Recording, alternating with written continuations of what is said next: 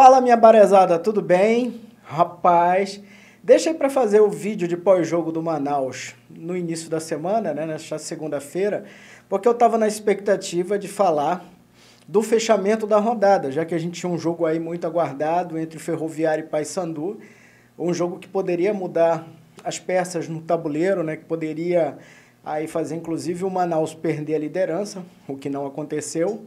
Então, a ideia aqui era falar de futebol nessa segunda.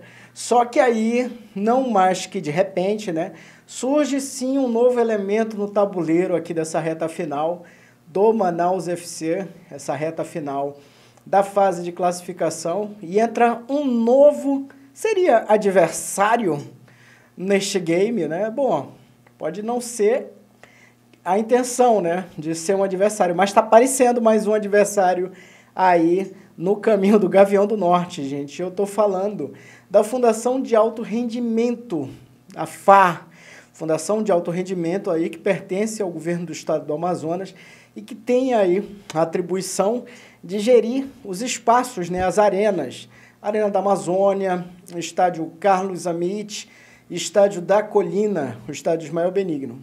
Cara, e o mais louco é que eles anunciaram essa semana que assim, vamos voltar um pouquinho para trás e lembrar que o Manaus já não estava utilizando a Arena da Amazônia nos dois jogos que vai fazer em casa, porque o estádio está cedido, né, para os preparativos aí do jogo entre a seleção brasileira e o Uruguai, um jogo que vai acontecer daqui a um mês, né, no dia 14 de outubro.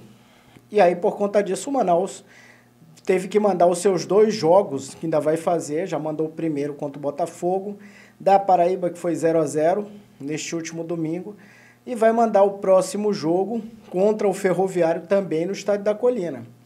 Só que o clube recebeu uma notícia indigesta nessa segunda-feira.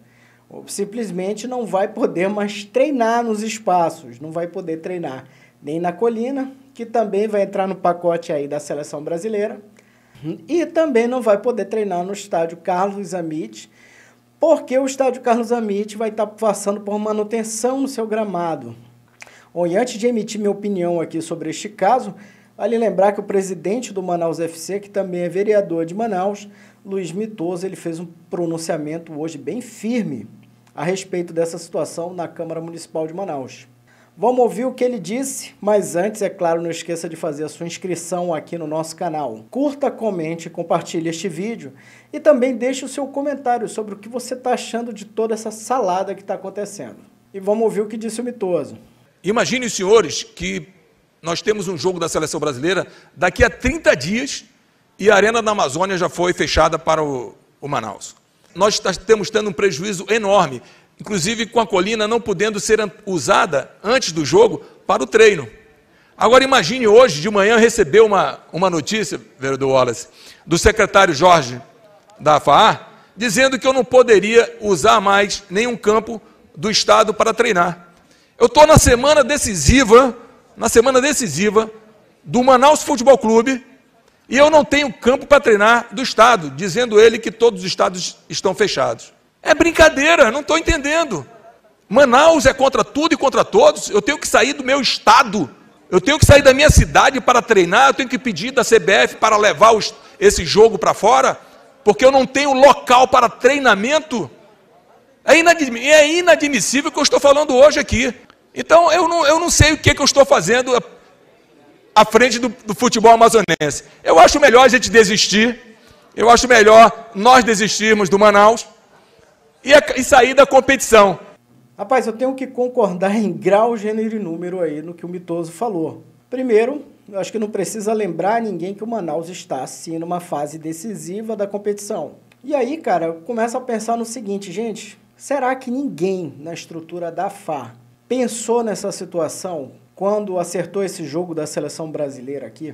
Um ponto importante a dizer aqui é que ninguém é contra a seleção brasileira, muito pelo contrário, a gente gosta demais quando a seleção brasileira vem a Manaus, vem participar de um jogo como esse, um jogo de eliminatórias, um jogo inédito que é contra o Uruguai, que nunca aconteceu por aqui.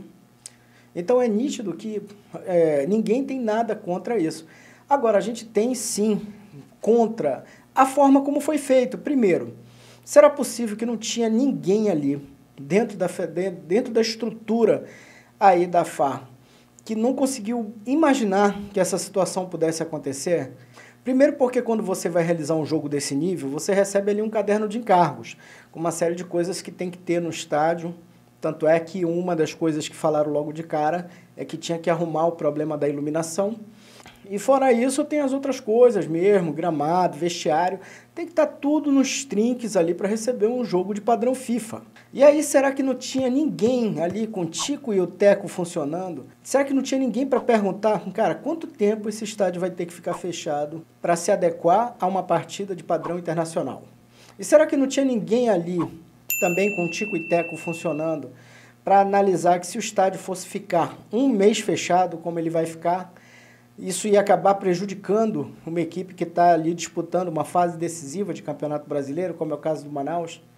Ninguém pensou nisso, gente. É sério que ninguém pensou nisso. E é sério também que, além da gente não ter a Arena da Amazônia para o Manaus poder jogar ou fazer suas atividades, a gente também não vai ter o Estádio da Colina. É sério isso? É sério de verdade? E é sério também que, não tendo a Arena da Amazônia e o Estádio da Colina, vocês decidem fazer agora uma manutenção no gramado do Carlos Amit? Cara, eu me recuso a acreditar que não tem uma pessoa dentro desta fundação que tenha o mínimo de 2 neurônios, entendeu? Porque eu acho que é só isso que você precisa para fazer umas contas muito simples. Se você vai fechar os espaços, você vai colocar os outros times que estão usando aonde?